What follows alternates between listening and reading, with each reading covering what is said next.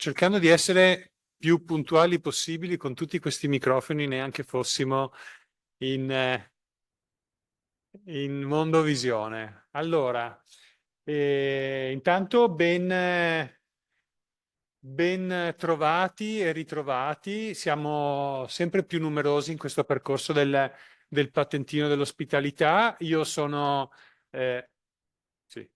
sono Francesco Redi, sono l'amministratore di Thyssen, che è una società che si occupa di progetti nell'ambito del turismo e vi porto anche i saluti di Stefano Landi, che è il fondatore di SLA, che con noi segue, loro seguono da Roma, diciamo, ma ci seguono e saranno presenti in tutto il percorso, in tutto questo percorso del patentino. È un percorso, è il secondo, è un percorso molto interessante perché l'abbiamo voluto concentrare sul tema della rete, sul tema della rete, e capiremo fin da subito con il primo intervento perché abbiamo voluto anche focalizzarci sul tema della rete e tra l'altro per chi ovviamente non c'era prima perché non era neanche interessato, c'è come si dice, un forte consolidamento di questo percorso con un nuovo percorso di attivazione degli infopoint in questo territorio, in questo marchio d'area che comunque si dimostra maturo in termini ed evoluto anche in termini di organizzazione rispetto a tanti altri posti. Allora io che cosa farei prima? Chiederei di venire qui al presidente di qua, perché sennò poi con tutti i microfoni si viene di qua. Simone Rec, che è il presidente della strada del vino Asolo e Montello, che è, diciamo, il soggetto organizzatore di questo percorso. Grazie. Grazie Francesco. Io vi faccio un breve saluto e intanto ringrazio i partecipanti che quest'anno sono davvero numerosi. È la seconda edizione del Patentino dell'Ospitalità che apriamo adesso. Quest'anno abbiamo superato i 60 iscritti tra presenti qui oggi a Maser e in videocollegamento. Volevo, oltre ai saluti che vi porto a nome appunto della Strada del Vino Asolo Montello e di tutta la nostra associazione. Strada del Vino si occupa di organizzare e promuovere il turismo enogastronomico all'interno di questo territorio Asolo Montello, dove insistono 3 denominazioni del vino. Le strade del vino sono sempre legate a consorzi di tutela appunto consorzi di tutela del vino sparsi in tutta Italia e in particolare nel Veneto perché siamo un'associazione riconosciuta dalla regione. Qui oggi siamo a Maser, siamo all'interno di un marchio d'area che si chiama Terre di Asolo Montegrappa, è gestito dall'intesa programmatica d'area che parte da Cornuda fino a Mussolente, passando anche per Altivole, Asolo, Maser e la Pedemontana dei Grappa. Intesa programmatica d'area, che è un'associazione privata a composizione mista pubblico-privata, quindi comuni e associazioni di categoria e altre fondazioni, dove tra i compiti principali ha la gestione del marchio turistico. Qui abbiamo in sala anche la segreteria della nostra IPA, quindi con Cristina Crema e Annalisa Trentin. Poi verranno presentati anche i dati. Ho detto un'inesattezza, quindi non possiamo presentarli subito perché abbiamo ancora il professor Marchioro in videocollegamento che poi deve lasciarci. Quindi per chi non potrà essere presente vi verranno poi inviati via mail le slide perché abbiamo ancora un quarto d'ora di intervento del professor Marchioro e poi verranno presentati i dati turistici. Volevo solo fare un piccolo, diciamo una precisazione per chi appunto è venuto qui oggi e magari non ha bene in mente come è organizzato il turismo nella nostra area. Il tema del turismo è uno di quei temi demandati alle regioni, quindi di competenza regionale, e dalla regione attraverso gli OGD, che sono gli organismi di gestione della destinazione turistica, che coincide territorialmente, nel nostro caso, con la provincia di Treviso. L'OGD Marca Treviso è in fase anche di riorganizzazione. c'è stato un importante cambio di presidenza l'anno scorso e all'inizio del prossimo anno, quindi con gennaio 2025, presenterà anche quella che è il nuovo piano turistico per la provincia di Treviso. All'interno ci sono i marchi d'area. Il nostro marchio d'area, non perché siamo qui oggi a Maser, non perché sono io a dirlo, è sicuramente in provincia di Treviso, ma probabilmente anche in regione, uno dei più avanzati per il percorso che è stato fatto negli ultimi anni. Siamo organizzati appunto anche con una segreteria, con percorsi formativi, e quindi anche in questo la Strada del Vino ha avuto l'appoggio non solo con il patrocinio, ma un appoggio anche fattivo del nostro marchio d'area. E ha un ufficio turistico territoriale, quindi lo IAT di territorio, che è ad Asolo. Tutti i soggetti che arriveranno alla fine del percorso InfoPoint, quindi diventeranno punto di informazione turistica sul territorio, saranno messi in collegamento con lo IAT di territorio, ma con il marchio d'area. Tutto il materiale poi informativo sarà gestito dal marchio d'area, proprio per evitare quello che prima un po' anticipava anticipava Francesco, cioè per evitare che poi una volta costituiti possano esserci degli scollamenti rispetto a quella che è l'organizzazione turistica territoriale, o possono venire a mancare materiali informativi. Vedremo se ci sarà il modo anche di coordinare con un unico magari totem, con un'immagine coordinata anche per ciascun infopoint, in modo da avere anche un coordinamento espositivo per i materiali informativi che verranno dati. Nella scelta e nell'invito anche che è stato fatto ai 10 soggetti che arriveranno, diciamo, che hanno intrapreso questo percorso, è stata fatta una scelta anche di averli distribuiti sul territorio, prendendo dentro anche quelli che sono alcuni siti attrattivi che potrebbero essere già delle destinazioni turistiche a sé stante. Penso a Villa di Masera, penso al Museo Gipsoteca Antonio Canova, sì, ma anche realtà private, in modo da avere una distribuzione territoriale più ampia. Visto che c'è presente più anche di qualche sindaco e amministratore oggi in sala, noi ci muoveremo già nel mese di dicembre per poter far sottoscrivere con lo IATA di territorio, la Regione Veneto, l'intesa programmatica d'area e i comuni sede di IATA la convenzione, in modo da poter arrivare poi a gennaio, quando faremo anche un convegno finale di presentazione dei risultati, ad avere già a poter, come dire, già diplomare poter già diplomare questi appunto InfoPoint. Lascio la parola al professor Marchioro, che tra poco dovrà lasciarci. Chiedo un attimo all'amministrazione comunale di Masera, ringrazio e saluto il sindaco, e chiedo di avvicinarsi al consigliere delegato Marco Bonotto per un saluto da parte dell'amministrazione e buon percorso formativo. Grazie. Beh, buongiorno a tutti. Per il comune di Masera, nella fattispecie per l'amministrazione e per il sindaco, è un piacere avervi qua tutti quanti per un corso di aggiornamento così importante come quello sul patentino dell'ospitalità. Per noi è un tema molto caro, infatti è da un po' di anni che abbiamo spinto l'acceleratore su tutto quello che è promozione del territorio, e importantissimo è fare rete, e siamo molto felici di dare questa opportunità a tutti gli operatori, soprattutto della nostra zona, che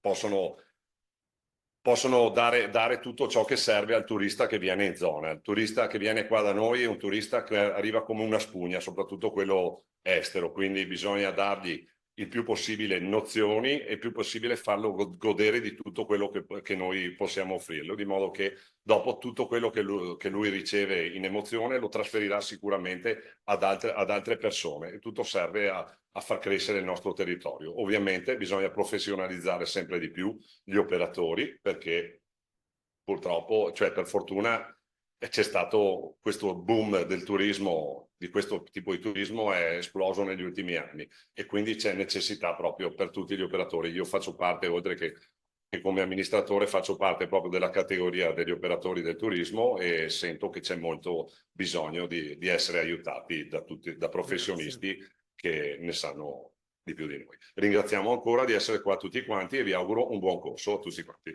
Grazie. Allora, Ringraziamo tutti. Io, proprio anche perché il tempo in questo caso è tiranno, vi presenterei Stefano Marchioro, che non ha bisogno di presentazioni, della Direzione Turismo della Regione Veneto, a cui lascerei subito la parola e lo schermo. Grazie Francesco, buongiorno a tutti, ben ritrovati a chi c'era nella prima parte dedicata agli InfoPoint e ben arrivati, come dire, a coloro che si apprestano ad avviare questo percorso per il patentino all'ospitalità. Saluto anche gli amici di Twiss e di Islea che ci hanno accompagnato, come dire, nei scorsi mesi nel processo partecipativo per l'elaborazione, condivisione e adesso a pochi giorni l'approvazione del piano strategico del turismo veneto. Sì, mi spiace, come dire, partire un po' a freddo rispetto al vostro contesto, perché mi sarebbe piaciuto rimanere più con voi e anche magari affrontare, come abbiamo fatto nella prima parte, un po' gli elementi di scenario, gli elementi strategici, ma mi è stato chiesto di portare un contributo rispetto alle opportunità che in questo momento Regione Veneto offre agli operatori, alle destinazioni rispetto diciamo, ai fondi FESR, ma vorrei chiudere poi, come dire, con un affondo anch'io sui dati diversi da quelli tradizionali di arrivi e presenze, se non altro per introdurre un po' il vostro argomento successivo. Allora, vado a condividere intanto lo schermo e diciamo Regione Veneto, insomma, parlando di dati, è sicuramente la prima regione turistica d'Italia con più di 21 milioni di arrivi e più di 71 milioni di pernottamenti. Probabilmente il 2024 vedrà ulteriormente sopravanzato questo dato. È un dato che va letto però e tra l'altro accompagnato appunto da altri dati perché arrivi e presenze rimangono indicatori utili ma non più sufficienti a comprendere la complessità del fenomeno turistico. Quando io ho iniziato a fare questo lavoro, come dire, a cavallo tra gli anni 80 e 90, quando si parlava di pernottamenti, era chiaro che questo voleva dire aumento della redditività. Oggi non è necessariamente sempre così, perché l'aumento di arrivi e presenze, come dire, se non instradato bene e se non, diciamo, sganciato dal tema del prezzo delle OTA, perché possiamo avere, come dire, più presenze e minore redditività. Quindi il tema che va tenuto sotto controllo è sempre la ricaduta economica, la sostenibilità sociale, ambientale ed economica del fenomeno turistico.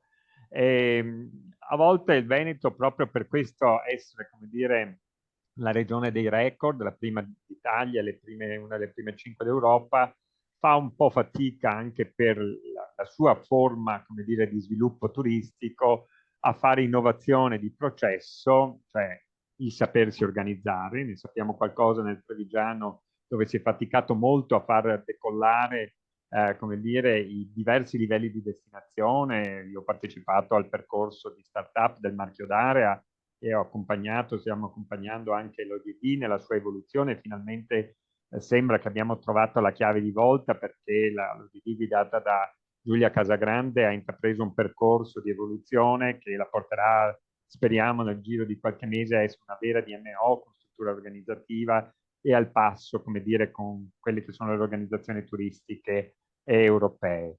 E abbiamo però spesso anche una difficoltà a fare innovazione di prodotto, in fin dei conti, avendo già molto in Veneto, mare, terme, lago, montagna, città d'arte, parchi naturali, diventa a volte difficile parlare di nuovi prodotti.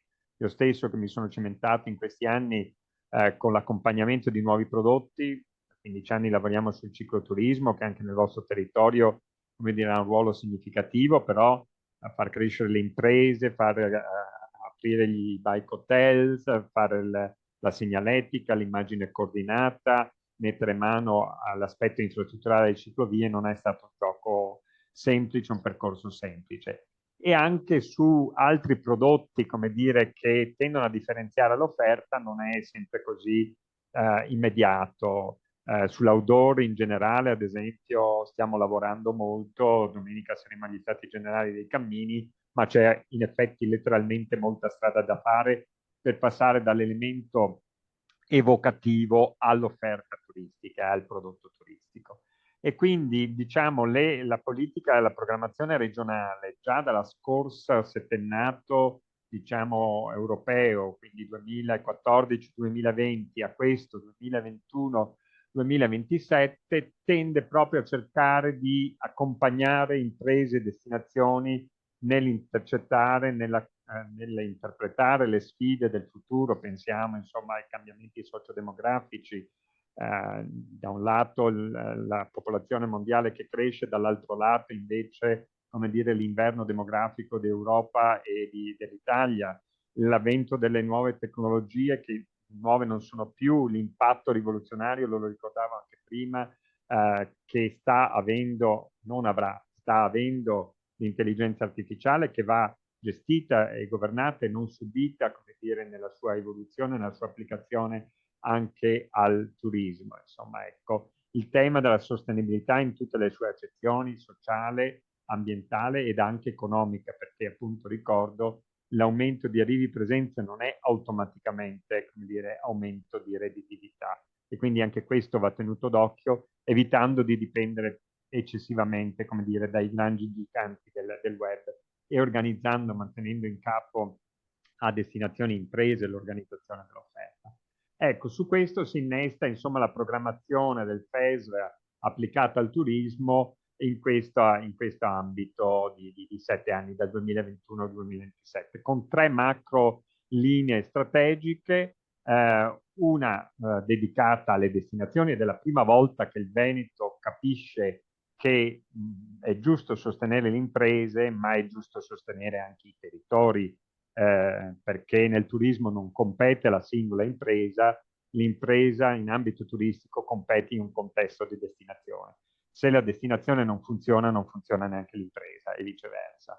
E quindi diciamo c'è stata già una prima edizione di un bando che ad esempio l'OGD di Treviso ha saputo intercettare per l'evoluzione in Smart Tourist Destination, un bando importante anche dal punto di vista dell'impatto economico, che favorirà, come dire, la capacità della destinazione delle sue imprese di utilizzare le tecnologie applicate al turismo per rendere più facile il rapporto tra visitatore, turista, destinazione e impresa.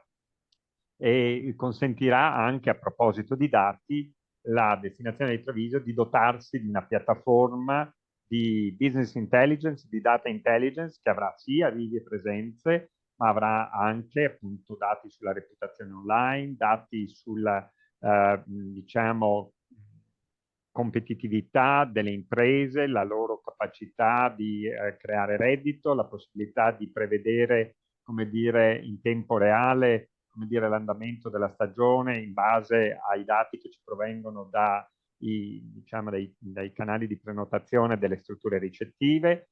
E avremo presto anche, anzi sono già disponibili online, se andate a consultare l'Osservatorio Turismo Veneto, i dati delle carte di credito del circuito Mastercard, che ci raccontano com'è la spesa dei nostri visitatori, turisti, escursionisti, come dire, in Regione Veneto, nelle diverse destinazioni, per le diverse tipologie commerciali, merceologiche, quanto spendono, come dire, in ricettività, in ristorazione, in pubblici esercizi, in divertimento, tempo libero, quanto spendono, come dire, in cultura e quant'altro. Insomma, quindi capiamo anche qualcosa di più della ricaduta economica del fenomeno turistico.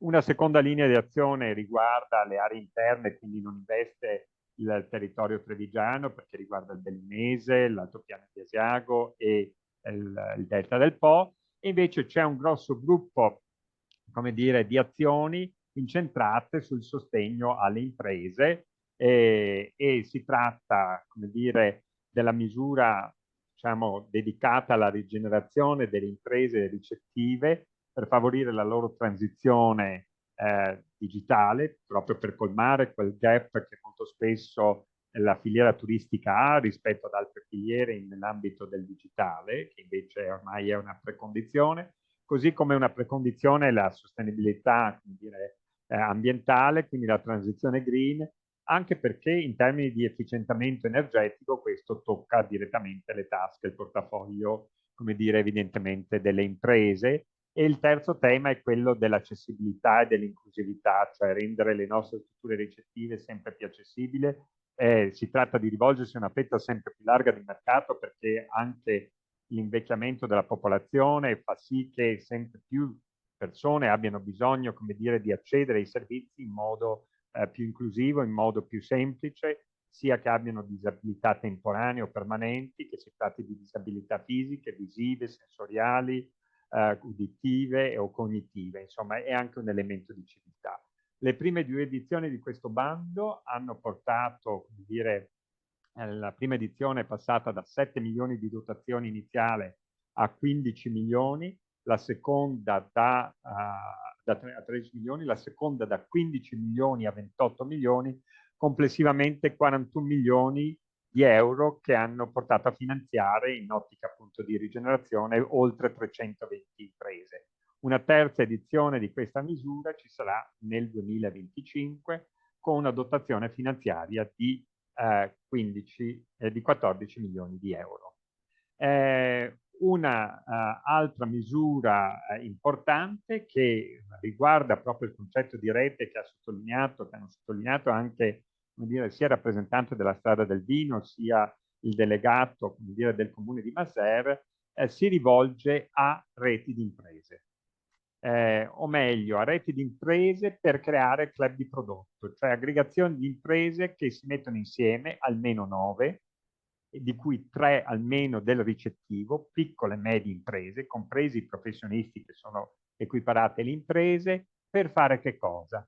Per costruire un'offerta, un prodotto tematizzato che si rivolge a specifici target, a specifiche famiglie motivazionali della domanda, ad esempio il cicloturismo, l'enogastronomia, il turismo dei luoghi letterari, il turismo musicale o qualunque altro prodotto che le imprese del vostro o di altri territori ritengono interessante e che porti a intercettare delle nicchie di mercato che ovviamente siano sostanziose e siano appetibili dal punto di vista delle vostre imprese. Insomma, ecco.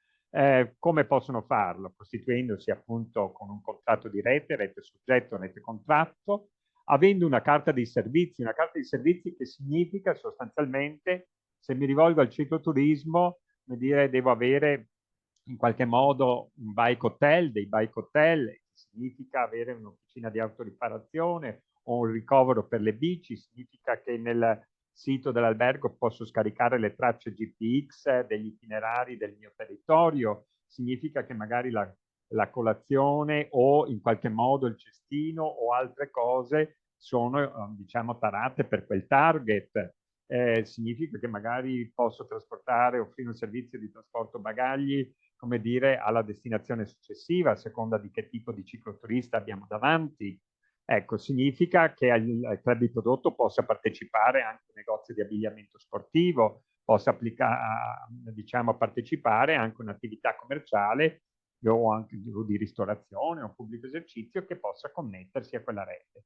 Lo stesso se parliamo del family, possiamo avere, come dire, l'impresa, come dire, ricettiva, il breakfast o l'albergo, eccetera, che offre ad esempio il menù bambino, che non è la cotoletta più piccola, ma è, come dire, effettivamente un menù pensato per i più piccoli.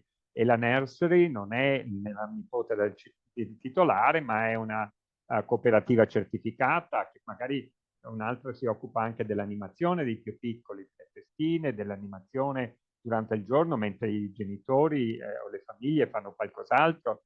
Significa agganciare, che ne so, il trenino Puffetto o un negozio di abbigliamento per bambini. Ecco, significa quindi avere dei valori condivisi, degli standard di qualità comuni, come dire, per rivolgersi a quel target che si vuole intercettare.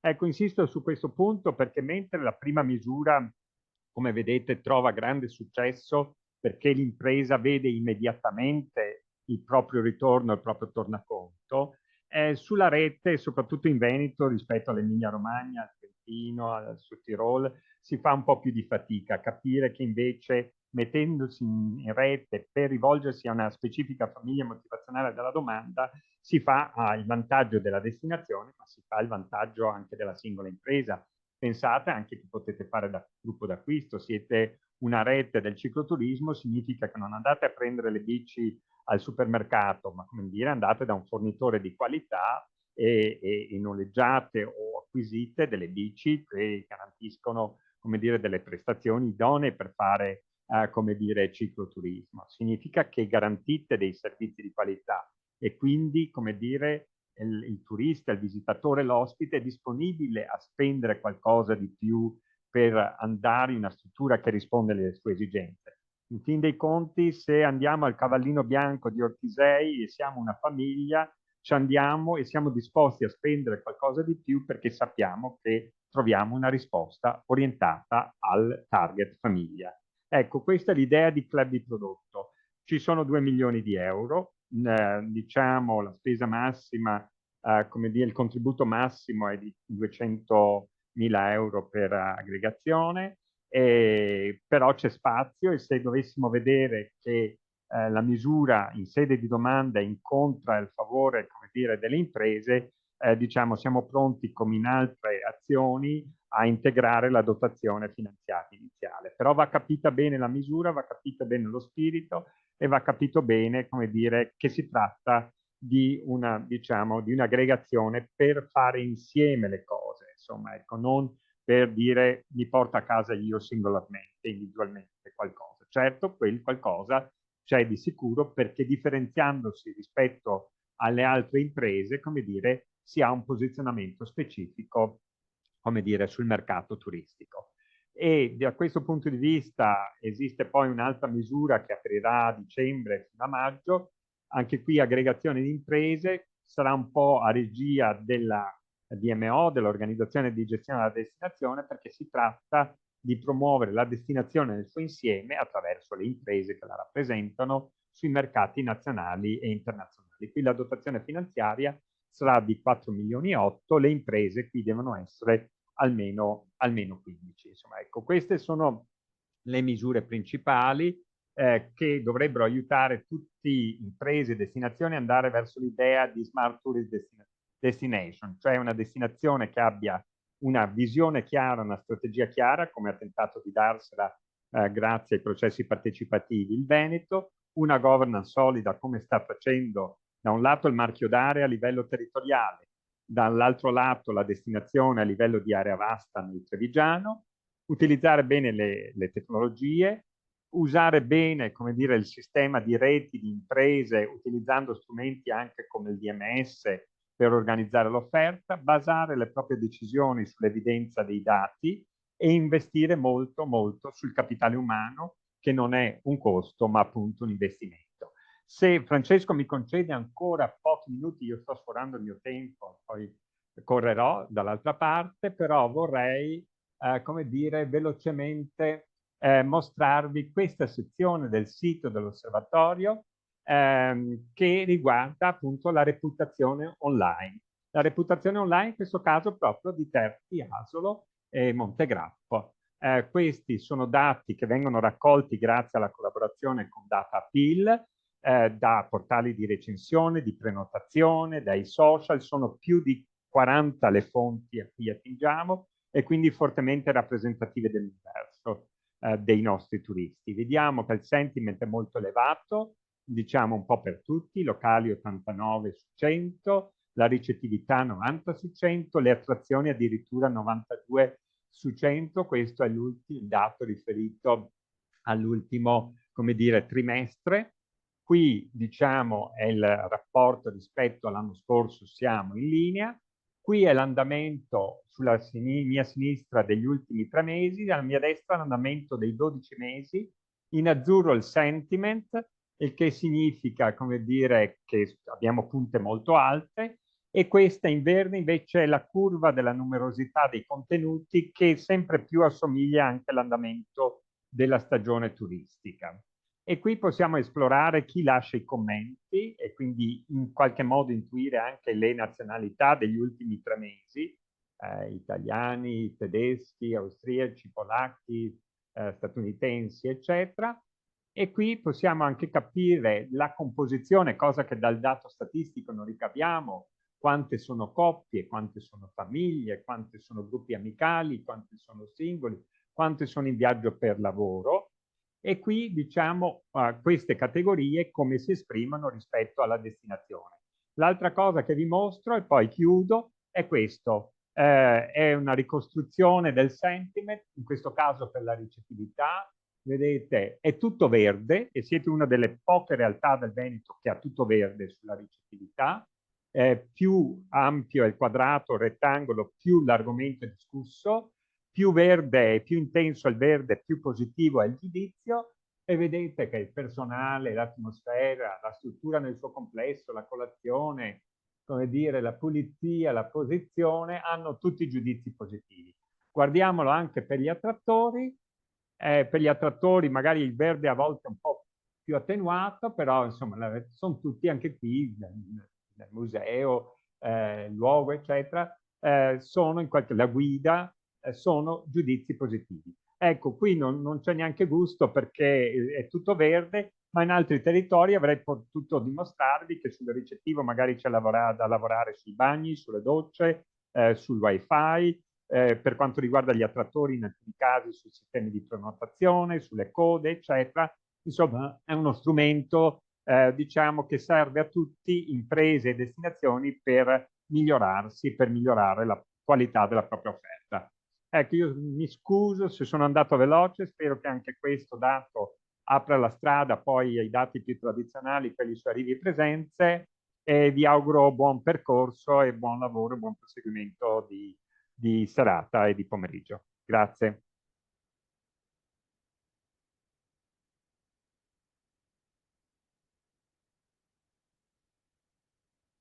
Ciao Francesco, vi saluto. Non sento più, ma insomma, a presto.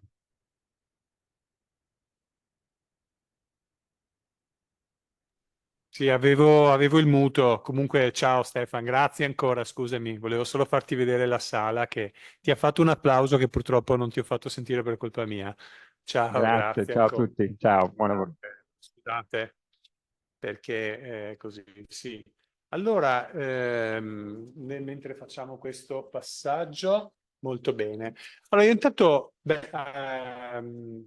diciamo, chiederei a chi deve relazionare dopo, per cui ad Annalisa Trentin e a Marta Campalani di seguirmi qua. Chiederei ad Annalisa di sedersi da questa parte e a Marta. Io oggi sono fortunatissimo, beato tra le donne. Allora, mentre prendono, diciamo, volevo intanto così ritornare un po' su quello che ci aveva detto il professor Marchioro. La prima cosa è che ci sono dei bandi, vuol dire che ci sono delle risorse finanziarie, ed è una delle cose che ho imparato nel corso del mio percorso, sia di studioso, sia di manager, che adesso di imprenditore. Cioè che i soldi ci sono. Ok, i soldi ci sono, e quindi questo qui è un tema assolutamente importante. Sono i progetti, quelli che funzionano, che devono essere messi in campo, perché i soldi alla fine ci sono.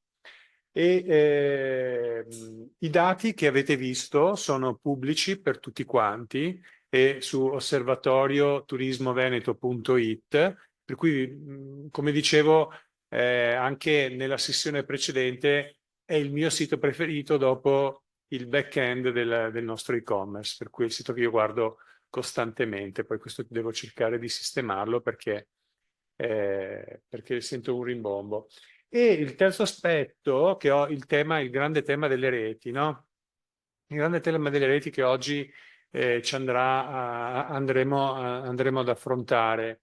E che cos'è una destinazione? Io faccio una esemplificazione estremamente molto semplice. La faceva il mio professore, il professor Salvatore Messina, e diceva: guarda Francesco, una destinazione non è nient'altro che un brand con dietro una serie di reti che funzionano.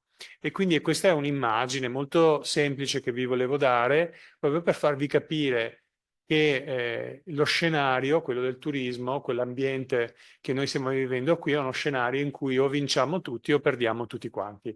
Allora io proprio per ritornare a questo tema, al tema dei dati e anche ad un tema in cui siamo tutti quanti, io ti passerei la parola e penso che tu possa già direttamente qui, guarda, tutto pronto, ecco qua. Io ti passo i microfoni semplicemente perché qua, ecco, è come se fossimo alla domenica sportiva. Beh, buongiorno a tutti intanto.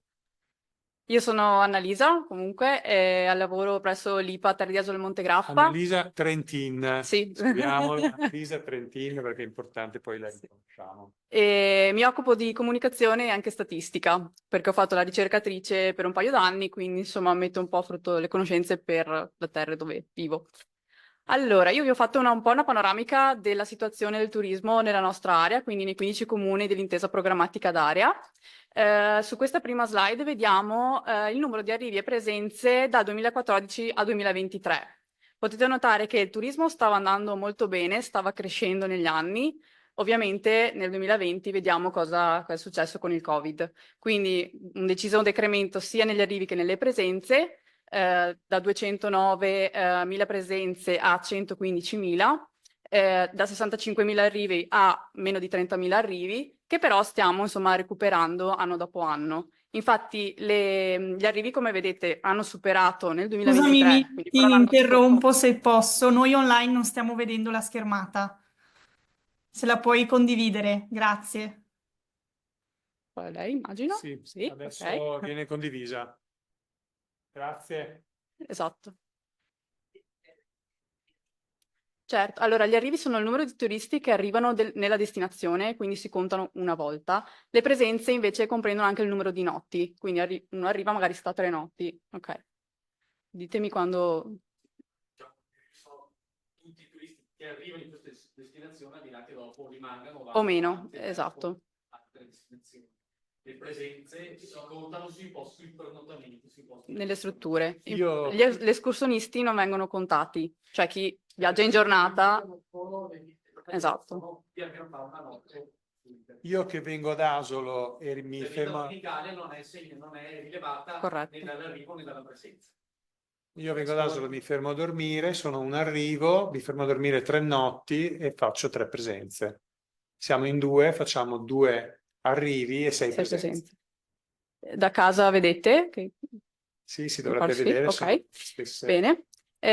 Quindi insomma stiamo recuperando, come vedete, già nel 2023 e ora capiremo nel 2024. Prego. I 71 milioni di turisti che fa la Regione Veneto sono basati sulle presenze, perché gli arrivi sono 18 milioni, 21 milioni se non ricordo, nettamente inferiore rispetto a... Esatto. Allora, questo qui è l'andamento degli arrivi nella nostra destinazione mese per mese nel 2023. Vedete che c'è un picco nella stagione estiva, quindi che va da giugno a settembre, con dei mesi spalla comunque forti, cioè quelli di aprile, maggio e settembre. Gli altri mesi nella nostra destinazione ovviamente sono più bassi perché per le varie caratteristiche del nostro territorio. Questo è un confronto che ho fatto relativamente all'anno scorso rispetto a quest'anno. Quindi in verde vedete i dati di quest'anno, 2024, aggiornati a questa mattina, infatti c'è settembre, mentre nel blu vedete la linea che avevamo visto prima. Quindi in questo caso vediamo subito che a giugno c'è stato qualcosa che non è andato, nel senso che c'è stato un calo degli arrivi che fino a quel momento erano stati superiori rispetto al 2023, che poi però si sono recuperati con i mesi successivi, quindi luglio, agosto e settembre. Esatto, questo potrebbe essere una... Esatto. Presenze, quindi ovviamente l'andamento è molto simile di quello degli arrivi, questi sono sempre quelle del 2023, quindi con picchi nei mesi estivi, sempre da giugno a settembre. In questo caso vediamo che agosto è il picco più alto, a differenza di quello degli arrivi, vuol dire che la permanenza media è aumentata, quindi le persone si fermano di più ad agosto in questo caso. Come prima, nel confronto tra i 2 anni, quindi quest'anno e l'anno scorso, anche qui a giugno c'è stato un calo delle presenze, sempre probabilmente per lo stesso discorso. Come sono distribuiti i turisti nel nostro territorio? Allora, noi abbiamo 3, diciamo, comuni un po' che tirano le fila, per così dire, che sono Asolo, Borso del Grappa e Pieve del Grappa. sia negli arrivi che nelle presenze, questo è abbastanza chiaro, ma ci sono tutte le altre destinazioni che comunque vanno a comporre il 100% dell'offerta. Quindi questa è la situazione dei primi 9 mesi del 2024. Vi dico che anche negli anni precedenti era comunque così. Da dove arrivano i turisti? Allora, per quanto riguarda gli italiani, vediamo per ogni paese sono andata a ricercare da dove appunto c'è la provenienza del turismo italiano, quindi del nostro territorio. Qui vediamo Lombardia, quindi verde, Veneto, rosso ed Emilia-Romagna. Queste sono le 3 regioni che ci portano la maggior parte dei turisti italiani. C'è qualche altro caso, qui vedo il Lazio, la Calabria, il Trentino, però insomma lì è dove arriviamo meglio, ecco. Stranieri invece, in linea un po' con la regione, effettivamente, Germania, Austria e USA. Quindi questi sono le 3 principali paesi di provenienza. Abbiamo qualche caso come la Romania e la Francia, ma sono molto meno presenti rispetto a tutto il resto degli arrivi. Questa slide ve l'ho messa perché secondo me era interessante analizzare la tipologia di strutture alberghiere. Ci sono ovviamente le strutture ricettive alberghiere ed extra alberghiere. Se vediamo in particolare nel totale, vediamo che praticamente a parità di arrivi, quindi 27.000 negli alberghi e 26.000 nel complementare, e le presenze sono considerevolmente diverse, quindi 60.000 nella parte alberghiera, 90.000 in quella complementare. Cosa vuol dire? Che per esempio non negli alberghi ma nel resto delle strutture ricettive ex alberghiere le persone si fermano un po' di più, per questo c'è questa differenza. Ho indagato un attimo la permanenza media anche per quanto riguarda i singoli comuni, quindi potete vedere più o meno appunto, la permanenza in tutte le varie, in tutti i vari 15 comuni dell'IPA e anche per mese. Per esempio, per quanto riguarda la permanenza media di febbraio è quella più alta, quindi 3,4 notti. Quindi il turista che arriva si ferma a 3,4 notti in media. Ovviamente però prima abbiamo visto che febbraio è uno dei mesi meno turistici, quindi dobbiamo sempre fare i conti con queste 2 tipologie di dati. Confronto 2022-2023. Vediamo che la media del nostro territorio è di 2,8 notti tra italiani e stranieri. Ovviamente gli stranieri si fermano di più. Quindi se un italiano si ferma 2,3 notti, gli stranieri, ovviamente perché arriva da più distante, quindi anche magari vacanze e possibilità maggiori, si ferma 3,5 notti nel 2023, in incremento rispetto all'anno precedente che si fermava a 3,4 notti. Vediamo anche l'incremento 2022-2023 sia di arrivi che presenze, quindi da 58.000 siamo passati a 65.000 nel 2023, per le presenze da 163 siamo passati a 184, quindi un buon incremento.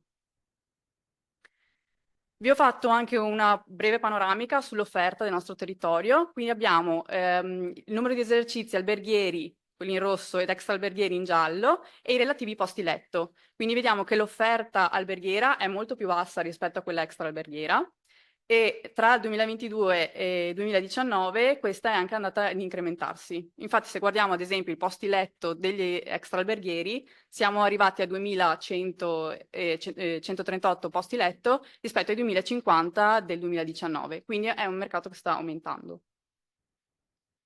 Brevemente, tra gli alberghieri abbiamo una maggioranza di alberghi a 3 stelle rispetto agli altri, quindi anche con un buon numero di posti letto, che sono quasi 400, mentre negli extra alberghieri vediamo gli alloggi in affitto gestiti in forma imprenditoriale, che sono 170 per quasi 900 posti letto, e i bed and breakfast, che sono comunque 52 con 258 posti letto.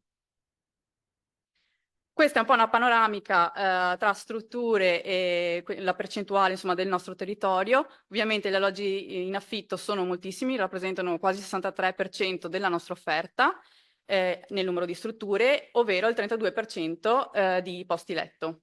Scusami, Sì. numericamente, non in termini di posti letto, giusto? Sì. Cioè come consistenza. Esatto, Okay. sì.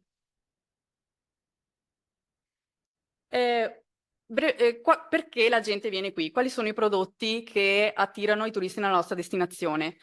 Come IPA avevamo fatto un questionario ancora nel fine 2018 per indagare quali sono le motivazioni per cui un turista ci sceglie.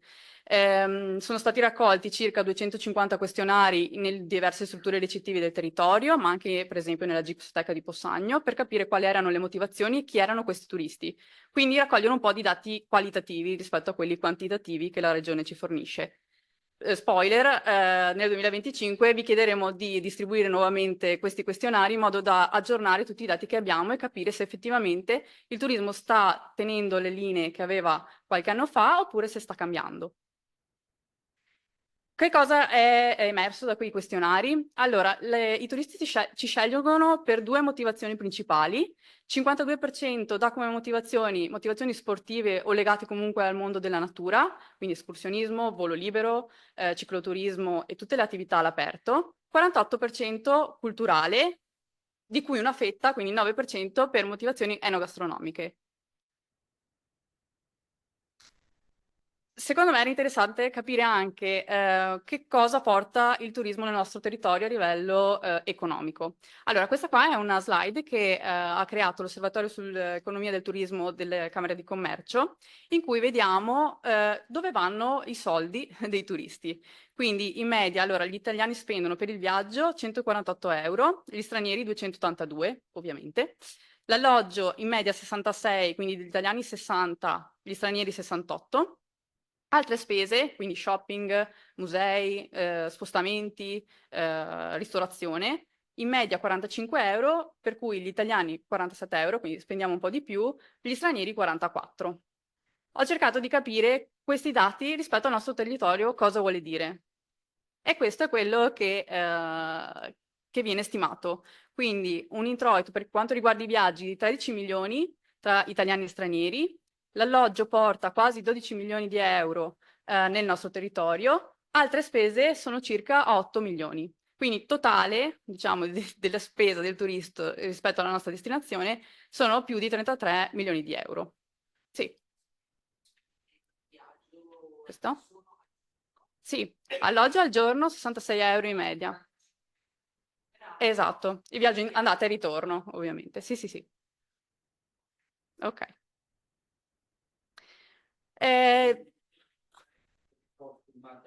Esatto. 33 milioni. Ovviamente c'è il viaggio andata e ritorno che viene gestito dalle compagnie aeree o traghetti, le crociere, eccetera, però alloggio ed altre spese sono fatte nel territorio. Vabbè, vediamo un attimo dove ci muoviamo. I nostri vicini di casa un po' è il marchio d'area del Montello. Volevo farvi vedere questo perché i flussi turistici non è detto che in estate siano maggiori. In questo caso possiamo vedere che qui i picchi sono ad aprile-maggio e a settembre-ottobre, quindi non è dato per scontato, insomma, che ci sia il picco proprio nei mesi estivi. In questo caso si parla di arrivi e presenze un po' diverse, quindi 30.000 arrivi e 70.000 presenze, con una permanenza media un po' più bassa.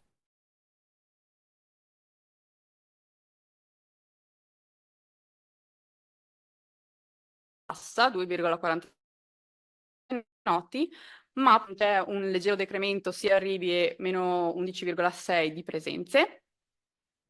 E per quanto riguarda la distribuzione nei comuni che fanno parte di questo marchio d'area, vediamo ovviamente Montebelluna che conta più del 40% di arrivi e presenze e Cairano di San Marco.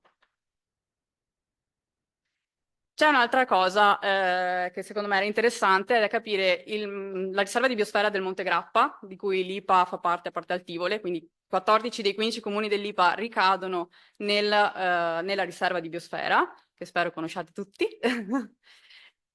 E su questo abbiamo fatto un altro approfondimento. Su quest'area sono quasi più di mezzo milione di presenze e 202.000 arrivi, quindi numeri veramente importanti che come vedete si muovono durante tutto l'anno, soprattutto nei mesi estivi in questo caso. La destinazione, chiamiamola così, è di fatto stabile, quindi più 1 o meno 1% per le presenze. E questo è interessante perché vediamo che la fascia più grossa di arrivi e presenze è data da Bassano del Grappa, quindi il 40% li prende Bassano. Poi abbiamo Feltre e poi i comuni dell'Isola che abbiamo visto prima, Borso, Pieve ed Asolo. Di vicino abbiamo anche ovviamente il patrimonio delle colline del Prosecco di Conegliano e Valdobbiadene.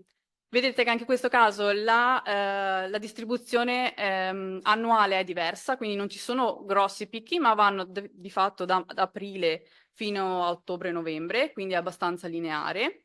E in questo caso notiamo un forte incremento sia di arrivi che di presenze, quindi più 9%, più 11% quest'anno rispetto al 2023, almeno nei primi 9 mesi. In questo caso chi fa da padrone, diciamo, per così dire, allora abbiamo il 20% che è Conegliano, poi abbiamo ovviamente Valdobbiadene e se non sbaglio Vittorio Veneto, quindi questi sono i 3 principali attrattori, ma è ben distribuita comunque in tutto il territorio, quindi arrivi e presenze sono ben presenti in tutto il territorio. Spero di non avervi annoiato con la statistica e vi ringrazio. Direi anche un applauso. Grazie mille.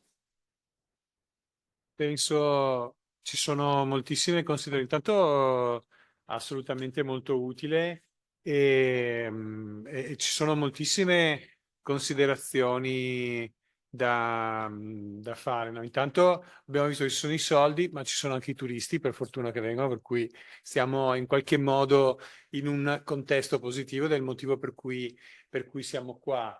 E quindi diciamo che questo apre, secondo me, a delle considerazioni interessanti che potremmo sviluppare anche nel corso di questo percorso. Per esempio il tema della stagionalità, no? Che è un qualcosa su cui hai, di questo marchio d'area, su cui hai fatto, che è diversa per esempio da quella delle colline del Prosecco, perlomeno di quella che abbiamo visto nel 2023, no? Dove qui, e questa è una cosa interessante, che abbiamo tra virgolette bassa stagione dove in altre destinazioni è alta stagione, cioè l'estate e a Natale, per cui abbiamo, mentre ci sono altri mesi in cui siamo molto più robusti. E questo è molto interessante perché potrebbe essere anche oggetto di una strategia, no? Quella di dire, cercare di in qualche modo. E poi un'altra cosa che mi ha colpito molto è che questi numeri vengono fatti comunque con 2100 posti letto, che non è una capacità produttiva, diciamo, enorme. Per cui questo, diciamo, è una considerazione da fare, su cui non ho un'opinione ovviamente in questo momento, ma magari può essere un oggetto di discussione sul tema che probabilmente anche in termini di capacità produttiva questo può essere uno spunto o anche no, nel senso che uno dice no, vabbè, ma chi me lo fa fare? Per cui questo è sicuramente, cioè contate che un quartiere di Novigrad in Croazia d'estate fa 10.000 posti letto, per cui stiamo parlando di numeri, però quella è una destinazione di estrema massa con una serie di considerazioni, non c'è questa offerta culturale e naturale com'è. Per cui diciamo tutti questi aspetti sicuramente possono aprire a tantissime. Io non so se ci sono delle domande dal pubblico oppure se volete le facciamo tutte alla fine, facciamo così e magari diamo anche voce. Sì, allora io direi intanto sì, dai, facciamo questo solo per una questione di perché siccome abbiamo scelto di fare l'evento in maniera diciamo in formato ibrido, per cui abbiamo tantissima gente, come vedete, anche da casa, non si possono condividere troppi schermi, per cui abbiamo dovuto fare anche questa scelta. Allora, diciamo, abbiamo parlato, sono contento che abbiamo fatto anche lo switch in termini di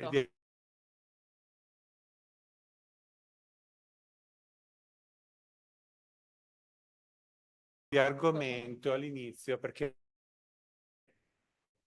cioè, abbiamo visto che ci sono i soldi, c'è anche i turisti, allora su che cos'è che si può lavorare? Beh, sicuramente sul tema delle reti, no? Abbiamo visto anche no, dei posti letto 2100, questo che cosa vuol dire?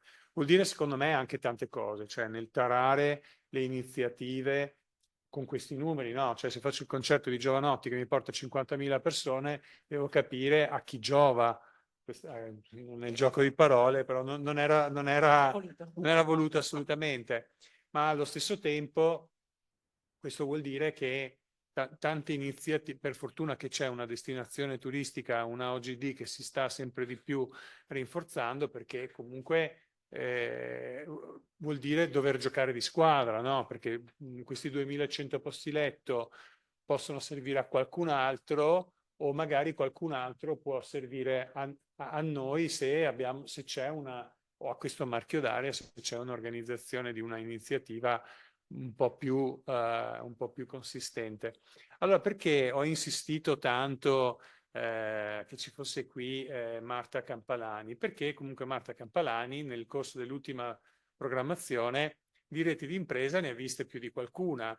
E allora, diciamo, il titolo del suo intervento che io ho riassunto le reti di impresa nel turismo, sfide e opportunità, vantaggi e opportunità, più che un'affermazione è anche una domanda, no? Per cui anche vedere un po' dalla tua esperienza, dall'esperienza di quello che è successo con le reti di impresa che hai avuto modo di gestire, anche cosa è andato bene, cosa è andato male, perché anzi questo fa parte di quello che può essere parte del gioco, per cui ti lascerei anche a te, magari se vuoi dire anche due parole su che cos'è Marca Treviso. Certo.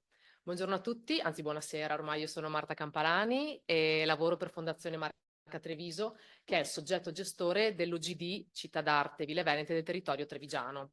Intanto ringrazio Francesco anche per avermi chiamato qui oggi. E oggi appunto sono a portarvi la mia esperienza in fatto di reti.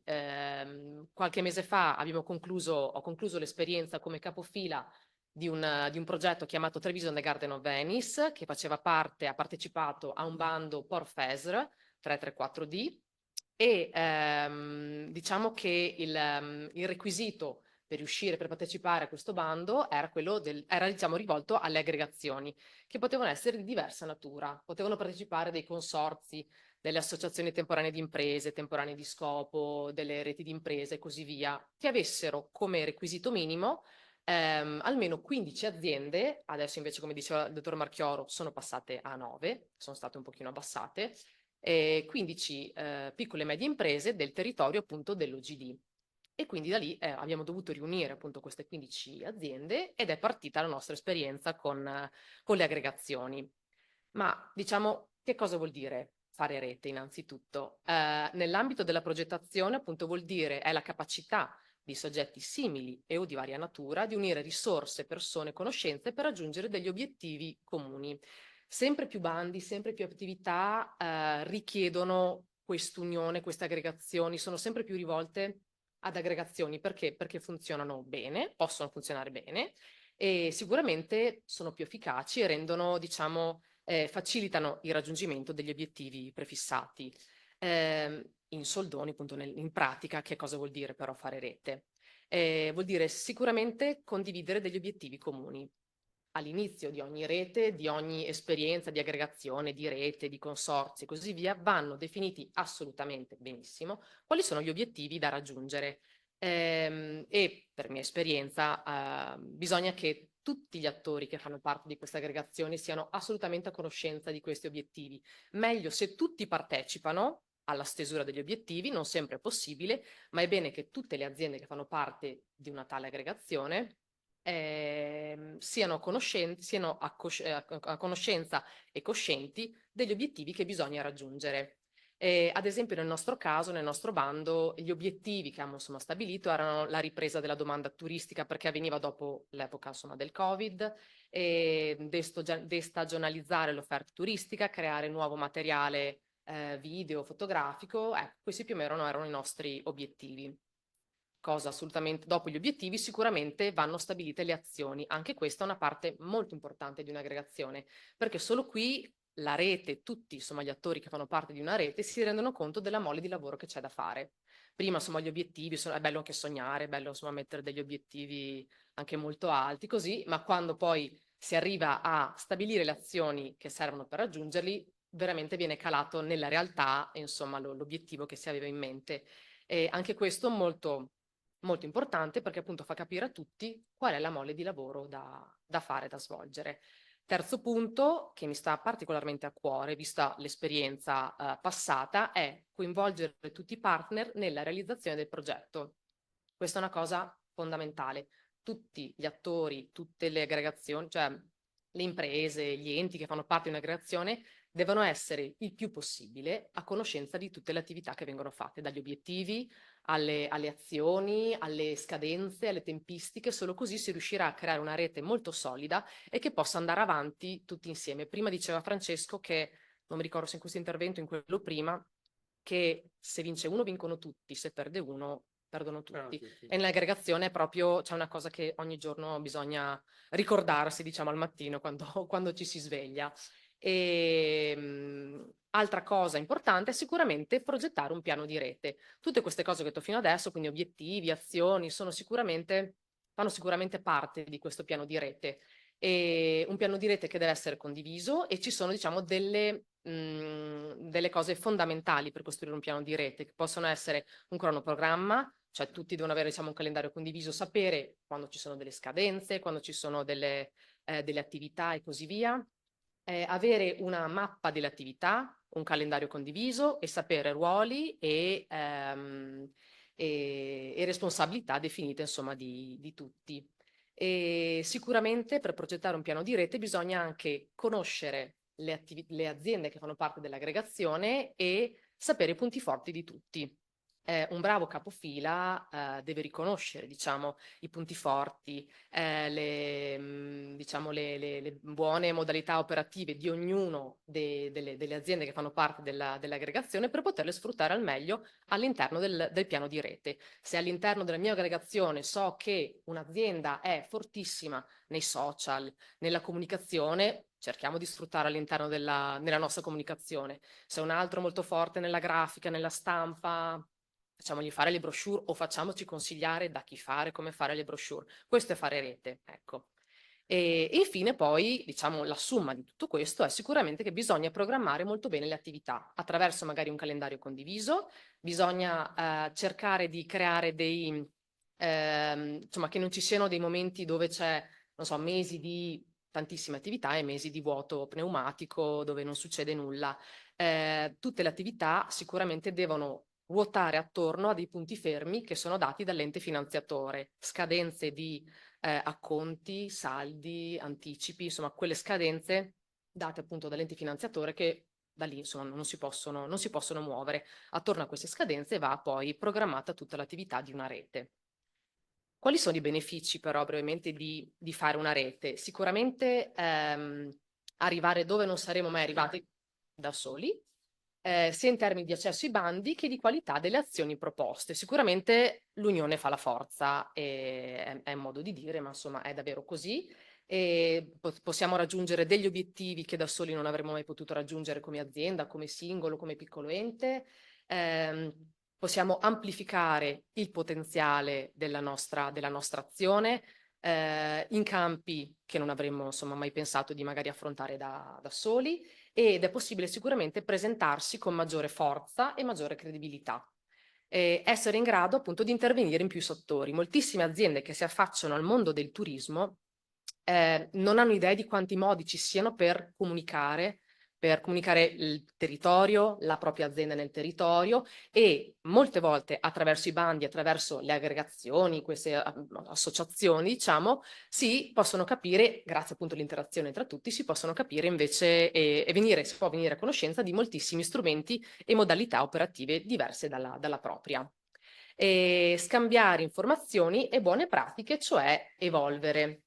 Le reti sono fatte sì di aziende, ma sono fatte di persone, e ogni persona sicuramente, ogni scambio ti porta ad evolvere, ti porta informazioni, ti porta buone pratiche, ti porta nuove modalità magari operative che non conoscevi, e questo devo dire che è una cosa che mi sta particolarmente a cuore, perché grazie all'esperienza appunto che ho appena concluso appunto col bando Treviso and the Garden of Venice, ho conosciuto imprenditori, insomma molte persone che facevano parte della rete, che mi hanno dato tanto, mi hanno fatto evolvere appunto da un punto di vista lavorativo, umano, mi hanno dato dei consigli, mi hanno veramente fatto crescere da un punto che sulle reti, se una rete funziona, lo scambio umano è veramente, insomma, stupendo. Possono nascere anche delle amicizie, dei bellissimi rapporti, quindi è molto molto interessante. E questo punto sicuramente è intersecato al punto successivo, cioè a costruire relazioni stabili con altri soggetti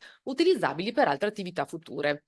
Nel nostro bando, Treviso and the Garden of Venice, sono state aggregate 15 aziende molto diverse tra di loro. C'erano alcuni agriturismi, c'era un hotel 5 stelle, una cantina, un paio di aziende, di società che facevano eventi, una società che aveva degli appartamenti in affitto in alcuni centri storici e quindi così sulla carta sono delle aziende che magari c'entrano poco una con l'altra. Col passare del tempo, insomma, il nostro bando è durato 3 anni. Quindi abbiamo insomma un po' all'inizio magari grazie al nostro zampino, ma poi un po' anche in maniera autonoma, abbiamo visto che alcune di queste aziende hanno cominciato a collaborare tra di loro. Ad esempio, faccio l'esempio pratico, l'azienda che faceva eventi ha fatto un evento all'interno della cantina o dell'agriturismo di un altro associato alla rete. Quindi hanno cominciato a lavorare in maniera autonoma tra di loro e al di là del bando stesso. E quindi sicuramente questo vuol dire che qualcosa, ecco, ha funzionato. E un altro beneficio è sicuramente ottimizzare le risorse umane ed economiche. Sicuramente presentarsi con un gruppo ad un bando, in questo caso, ci può dare una forza, un accesso a dei fondi, a delle risorse che da soli non avremmo potuto ottenere.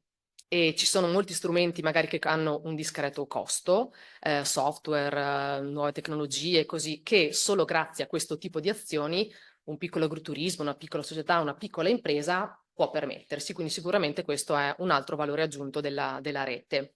Innovazione e creatività, come dicevo prima, ognuno può portare all'interno della rete moltissime il proprio know-how, il proprio sapere, le proprie modalità operative e che può mettere appunto attraverso magari la sua creatività, visioni diverse possono far nascere sicuramente delle nuove e più belle idee. E poi massimizzare l'impatto, non mi dilungo, sicuramente presentarsi in 15 con un'aggregazione di 9 o 15 ha un impatto molto maggiore che presentarsi da solo ad un bando, ad un evento, ad una fiera e via dicendo. Dopo tutte queste cose bellissime che vi ho detto di bandi, sicuramente ci sono anche delle problematiche, delle sfide, diciamo, più che delle problematiche.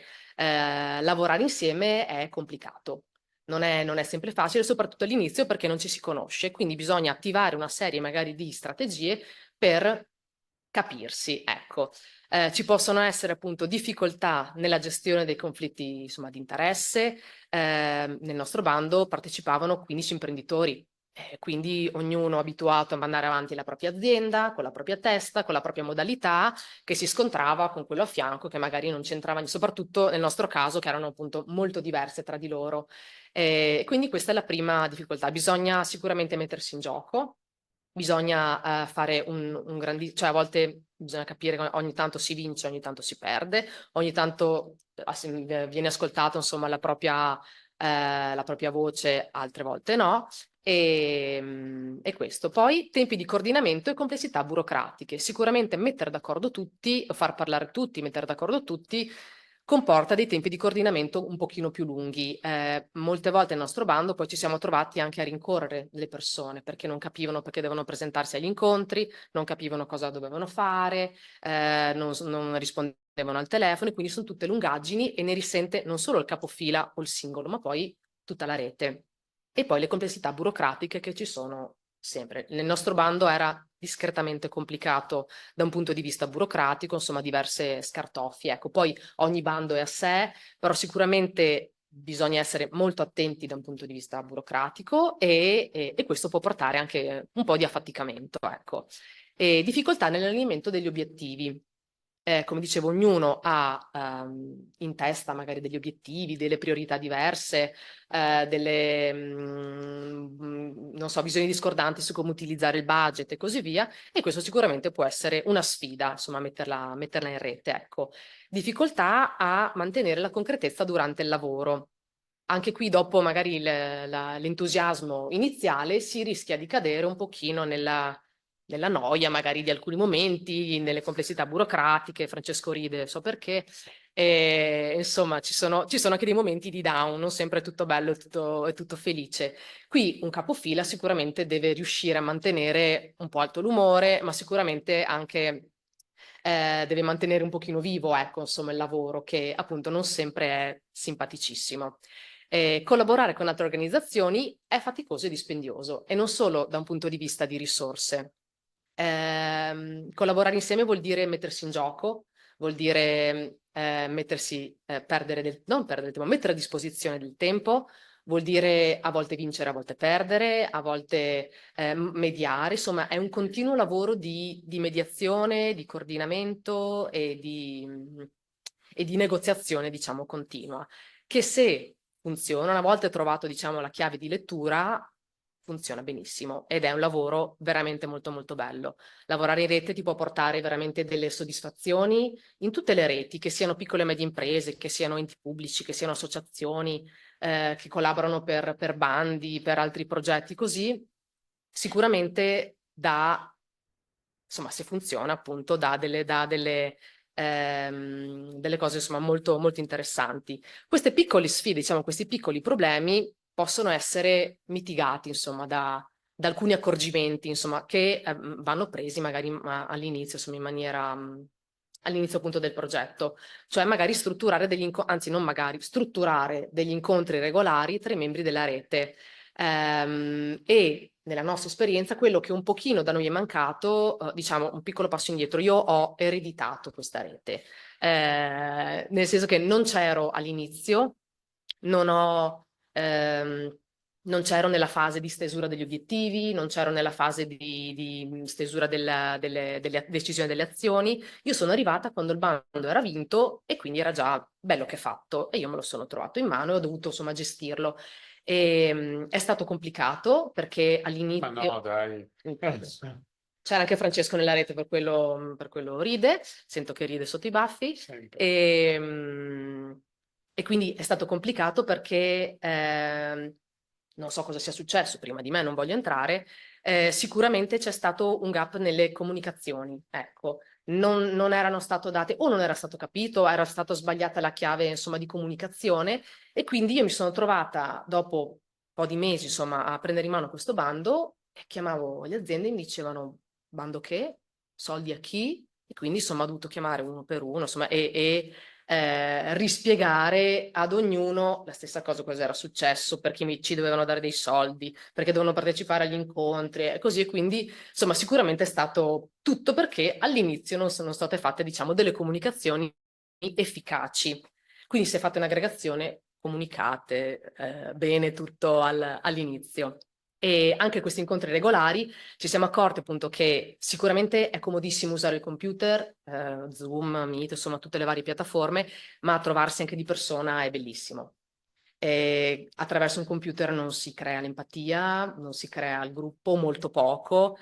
Quelle volte che ci siamo trovati invece di persona è scattato qualcosa in più, ecco, insomma, ci siamo conosciuti, ci siamo stretti le mani, siamo andati all'interno, una volta abbiamo fatto un incontro all'interno di un agriturismo, alla fine dell'incontro ha tagliato la focaccia, siamo andati a fare il giro nell'orto delle piante aromatiche, e quindi lì abbiamo fatto veramente, veramente gruppo, ed è stato molto bello, lì siamo diventati anche amici, ecco, quindi questo è interessante. C'è un lato umano che nelle reti sì. deve essere...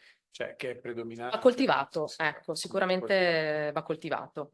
E come dicevo, insomma, l'ho già ripetuto 80 volte: stabilire obiettivi chiari e condivisi all'inizio del progetto, definire poi un protocollo di comunicazione. Ogni rete ha il suo, non c'è una bacchetta magica per questo, bisogna capirsi e farsi capire. Quindi sicuramente, non so, che può essere l'utilizzo banalmente di un drive dove mettere tutte i vari documenti, una newsletter, una mail a settimana, una chiamata, non lo so, bisogna istituire comunque un protocollo deciso dal capofila e da tutti gli altri membri dell'aggregazione. E poi, perché no, magari sviluppare anche un sistema di incentivi, cioè all'azienda che partecipa un pochino di più, permettere, non so, di partecipare a qualche evento oppure di partecipare ad una fiera, ecco, insomma, potrebbe essere magari un'idea, ecco, insomma, sicuramente, insomma, per fare un po' di invidia agli altri e dire, beh, aspetta che magari mi metto un po' più in gioco anch'io, che magari anch'io riesco a partecipare a qualche evento. Ecco, pensavo di averne un'altra, ma no, ho finito, grazie. Bene. Pensavo di averne un'altra. Allora, intanto ti ruberò le slide, anche perché questo è sicuramente molto interessante, è molto interessante soprattutto in generale quando si parla di reti del turismo. Una rete è anche, guardate, un pacchetto turistico, se banalmente, no? Perché sono più aziende che si mettono insieme per un obiettivo comune. No, no, ma facciamo che sia lei. No, no, ma io tanto, guarda, non vengo bene in video, lo preferisco che ci sia di questa cosa, no? Infatti mi scuso per quelli che sono in sala, ma almeno quelli da casa possono evitare. No, ma diciamo, per cui dicevo, è molto interessante per quello che tutta l'analisi che tu hai fatto, soprattutto per quelli che sono le reti finanziate. In questo caso l'abbiamo visto, no? Che con la relazione del professor Marchioro che ci sono dei finanziamenti interessanti da parte della Regione Veneto, e questo è molto interessante, cioè, questo diciamo diciamo, è proprio tarato su queste esperienze, perché spesso, ed è una cosa che è sbagliata, cioè la logica. Spesso la logica del fare rete è, soprattutto in questo caso, è, boh, vediamo quanti soldi mi porto a casa. Ecco, quella lì è la logica, è una logica, per quello Marta diceva, bisogna avere degli obiettivi condivisi, un piano di rete, lei è arrivata dopo, no? Deve avere degli obiettivi condivisi, un piano di rete, un sistema di comunicazione, un coordinamento. Se la logica non è quella di un obiettivo comune dove, ripeto, non è solo importante cosa mi porto a casa, ma che cosa posso dare. E lei faceva l'esempio, ma se uno è più bravo sui social, sfruttiamolo.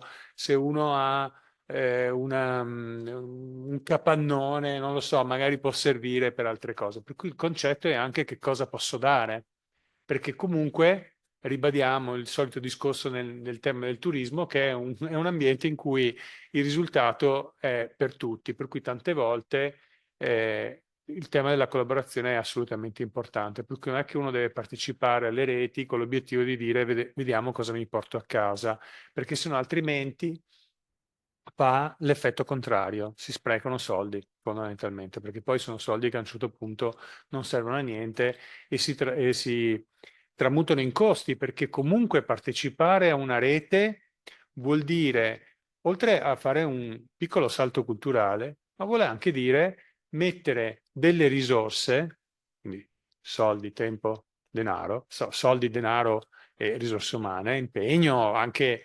incazzature o paure, insomma, varie cose, per cui a favore di tutti. Per cui questo è un costo? No, è un investimento, è un qualcosa che uno deve fare. Poi funziona sempre molto bene.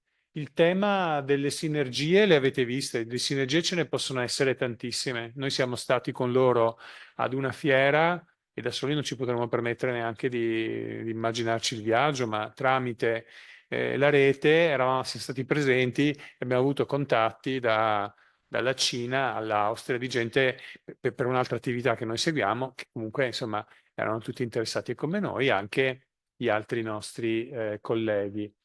Non vorrei ammorbarvi con tutte le varie considerazioni, ma mi volevo soffermare solo sul tema dei conflitti, no? Dei conflitti di interessi degli imprenditori. In una vita passata io ero all'interno di un network di università e il mio filone di ricerca era la competition nel turismo, cioè come si può cooperare pur essendo dei competitor. E questo io l'ho sviluppato, diciamo, ho un pensiero ovviamente dietro a questo, tra le destinazioni turistiche, cioè come le destinazioni turistiche, so io, la Regione Veneto e Île-de-France, possono cooperare pur essendo estremamente competitor, perché la Regione Veneto preferisce che il turista Stefano vada nelle destinazioni venete piuttosto che nella Île-de-France. E questo qui è un tema estremamente importante. Noi tra l'altro abbiamo costituito Nextour, che è il network delle regioni europee per il turismo sostenibile e competitivo, nel 2010, ma questo figuriamoci a livello di marchio d'area, a livello di destinazione. Cioè, o cooperiamo con quello che sta di fianco a noi, prima ancora di pensare che è un competitor, oppure il rischio è che nel contesto competitivo va ampio, rischiamo di soccombere. D'altronde abbiamo visto i dati. Qui ci sono turisti che arrivano, sì, dal Veneto, ok? Arrivano dall'Emilia-Romagna, dalla Lombardia, ma anche dalla Germania. La Germania è un paese di origine di turisti che tutti vogliono, perché comunque spendono. Gli Stati Uniti, guardate che ce ne saranno probabilmente sempre di più che gireranno, ma quindi saremo... perché? Perché comunque adesso il dollaro si sta anche rafforzando e quindi loro hanno un grandissimo vantaggio a venire sempre di più in Italia. E l'Italia è sicuramente è una meta che ha un successo incredibile. Per cui prima diciamo, di mettersi, quindi questo qui è un atteggiamento, è solo anche una questione di atteggiamento, lo stimolo è quello di cooperare con o senza i finanziamenti, perché magari ci sono delle reti che sono, come si dice, che sono robuste, che sono consistenti e che quindi hanno anche bisogno di essere sostenute. A livello europeo, io valuto i progetti europei sulle reti europee nel turismo, sono progetti da 5, 6, 7 milioni che ovviamente implicano una complessità molto maggiore. Ma questo non vuol dire che anche delle reti meno consistenti non abbiano la stessa dignità, anzi lo stimolo è di crearne. Alla fine di ogni percorso del patentino siamo convinti che questo possa essere uno stimolo e se avete bisogno di noi inteso come coordinatori, relatori e istituzioni coinvolte, fatelo pure. Allora io, per non ammorbarvi ulteriormente perché è buio fuori, ho avuto l'allarme di freddo artico, volevo intanto chiedere se avevate delle domande da porre ai nostri relatori, alle nostre relatrici, che così, visto che ce l'abbiamo qui a disposizione, ma anche se so che se le contattate su LinkedIn vi rispondono per tutte le informazioni. Non so se avete delle domande, ovviamente siamo a disposizione. Ecco qua, vuoi venire qui che così... Allora, molto bene. Allora, Valentina, ecco qua, vieni qui. Bene. Anche sul tema... Vieni qua, ti lascio la sedia. No. No. Di tante, io sono piccolina, dai piedi a seduta, non cambia niente. No, volevo un po' raccontarvi sul tema delle reti, perché come marchio d'area Terre di Asolo Montegrappa, mi sentite? Ah, scusatemi, io sono Crema Cristina, sono il coordinatore dell'intesa programmatica d'area Terre di Asolo Montegrappa, che è anche marchio d'area turistico e è anche un riconoscimento UNESCO che è la riserva della biosfera Montegrappa. Quindi sulle reti in impresa volevo soltanto portare anch'io degli esempi. No? Molto spesso si fanno le reti perché ci sono i bandi, che dopo però funzionano ben poco, perché tante volte ho visto le reti che poi finito il bando è finita anche la festa e ognuno torna a fare per conto suo. Però non è sempre così. Noi abbiamo fatto una rete, abbiamo partecipato a una rete con la DMO, poi abbiamo fatto una rete nostra che era sul prodotto turistico, c'era anche la possibilità di fare reti sul prodotto. Si chiamava Sport 4x4, è una rete che coinvolgeva altre destinazioni e quindi, come diceva giustamente prima non sono competitor i territori vicini, anzi sono territori con cui noi sollecitiamo insomma il lavorare insieme e fare attività insieme. Quindi col Feltrino e col Bassanese avevamo fatto questa rete di impresa. Questa rete di impresa è nata grazie al bando, a un lavoro insomma più mani, però sta proseguendo. È finita, ma in realtà chi faceva parte della rete continua a sentirsi, continua a passarsi i clienti, continua a dire facciamo le cose insieme, e da qua, infatti, proprio domani col presidente e vicepresidente anche dell'IPA andremo a siglare una convenzione con il marchio d'area Dolomiti Prealpi, in questo caso, e poi lo faremo anche col Bassanese, che ci permette di andare a lavorare su una destinazione più ampia che va al di là delle 3 DMO a cui noi facciamo riferimento, che è la destinazione Montegrappa.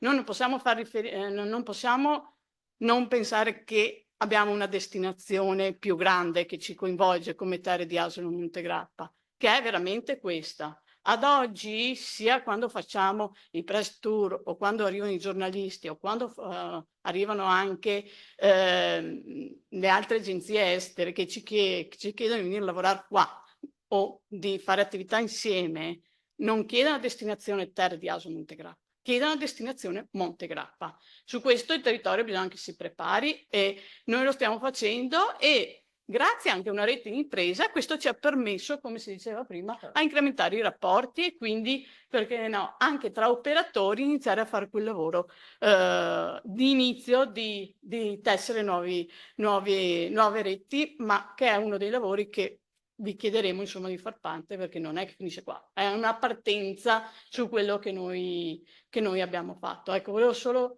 dirvi questo perché penso sia importante insomma sapere che effettivamente la destinazione non è ferma, ma ha bisogno di crescere e ha bisogno di voi, perché le reti di impresa si fanno con gli operatori, anche nella costruzione di prodotti. Vedremo poi anche negli incontri successivi e dopo come marchio d'area noi continueremo anche le attività poi nella primavera, e avevamo iniziato già anche l'anno scorso nel lavorare nella costruzione del prodotto. Noi abbiamo 3 prodotti principali, abbiamo visto lo sport, la cultura e l'enogastronomia. Su questi 3 prodotti volevamo insomma costruire con voi dei club di prodotto, delle reti di impresa che poi potessero realmente rispondere a quelle che sono le esigenze, a costruire anche dei prodotti da portare in fiera, perché noi adesso sì, sono un sacco di fiere, ci andiamo, ma poi alla fine dobbiamo quagliare, alla fine i numeri che ha dato Annalisa abbiamo tutta l'intenzione che crescano, anzi una domanda che dovremmo farci è perché nei periodi che abbiamo un calo, quindi se noi siamo forti nell'estivo, ok, incrementiamo l'estivo, ma ragioniamo per come incrementare il turismo negli altri mesi, che ad oggi invece magari è un po' carente, magari spostando le necessità e capire i bisogni. Infatti una delle cose, mi raccomando, che chiediamo la collaborazione di tutti, è nella compilazione di questionari che a breve vi invieremo. Vi chiediamo anche di iscrivervi alla newsletter che settimanalmente mandiamo, basta andare sul sito www.asolomontegrappa.it e così avrete tutte le informazioni. Raccogliere i questionari per noi vuol dire avere in mano e capire quali sono anche gli investimenti che il territorio può fare. Scusate, è stata lunga, però volevo fare questo inciso soprattutto sulle reti di impresa, perché come dicevano loro, quello che dicono è la realtà, è così, noi abbiamo anche provato a farlo un pochino. No, beh, ma assolutamente, guarda, intanto grazie. Scusa. No, ma stai qua, dai, tanto che così stai. No, ecco qua. Allora, grazie assolutamente. Poi c'è un tema, che questo ce lo diremo sempre tra di noi, che è uno degli investimenti più grandi che dobbiamo fare a livello di stakeholder, è quello sull'animazione del territorio, no? Cioè, nel senso che tutti quanti devono essere costantemente informati e da cui dobbiamo anche prendere informazioni, opinioni, proposte. E questo è il più grande investimento dove c'è appunto una comunità turistica. Però io volevo sapere se qualcuno aveva delle domande, perché se no farei fare anche dei saluti a Cristian Brugnaro, che ci raggiunge da non so dove. Cristian Brugnaro di Ascom Montebelluna. Ciao Francesco, buonasera a tutti. Sono fisicamente qui al BHR che avevo un convegno nel pomeriggio, infatti come ho salutato all'inizio per coloro che effettuavano il tuo percorso InfoPoint, mi fa piacere praticamente la presenza di oggi e ho seguito, diciamo, la scaletta, non potendo seguire tutti gli interventi, ma devo proprio ringraziare, diciamo, le possibilità e la disponibilità che è stata messa in campo in questo percorso. E ringrazio e saluto anche che mi scuso all'inizio, non ho citato, e ringrazio l'IPA, l'intesa programmatica d'area, il marchio d'area, per anche il supporto e il patrocinio a questa iniziativa. E devo dire come cerco di stimolare ogni anno, questo è un percorso che viene fatto per gli operatori, quindi nell'ascolto del territorio, nella possibilità di intercettare anche quelle proposte, quelle stimoli che noi vogliamo portare al territorio per portare competenze.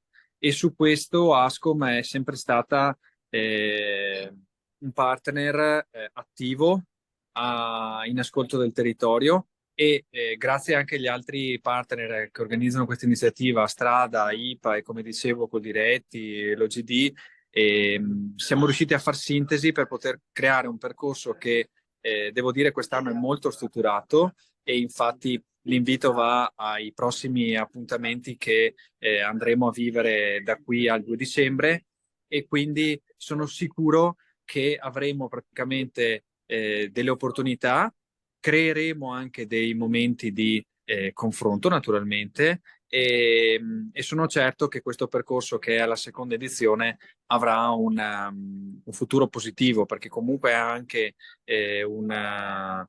come posso dire, facciamo sintesi su tematiche che ci vengono richieste quotidianamente e che quindi siamo in grado di intercettare anche grazie alla disponibilità di docenti e di partner che ci portano le loro competenze per poter essere accessibili, di facile comprensione e di supporto alle nostri operatori ed imprese del territorio. Quindi un grande grazie a tutti e al prossimo incontro e buona serata.